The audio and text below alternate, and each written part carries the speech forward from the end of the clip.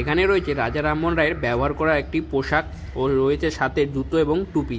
নমস্কার বন্ধুরা, সকলকে জানাই আবার একটি ভিডিওতে স্বাগত। গিয়েছিলাম রাজা রামমোহন রায়ের কলকাতার বাসভবনে। আর এই বাড়িটি রাজা রামমোহন রায় 1815 সালে 13,000 টাকা দিয়ে ফিনান্স মেম্বারদের কাছ থেকে কিনেছিলেন। এটি এখন মিউজিয়ামে পরিণত হয়েছে।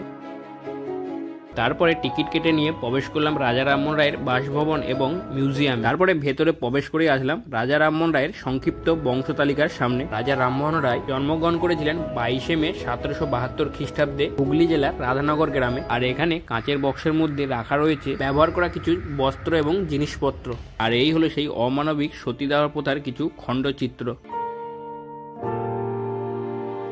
27শে সেপ্টেম্বর 1833 সালে ইংল্যান্ডে থাকাকালীন পরলোক গমন করেছিলেন। এই মুহূর্তেরই ছবি রয়েছে এখানে। চলো বন্ধুরা, দেখাচ্ছে আবার পরবর্তী ভিডিওতে। আর ফুল ভিডিও লিঙ্ক কমেন্ট বক্সে রয়েছে, সকলে গিয়ে দেখো। আর ভিডিওটি ভালো লাগলে লাইক আর কমেন্ট করো। আর চ্যানেলে নতুন হয়ে থাকলে সাবস্ক্রাইব করে দিও।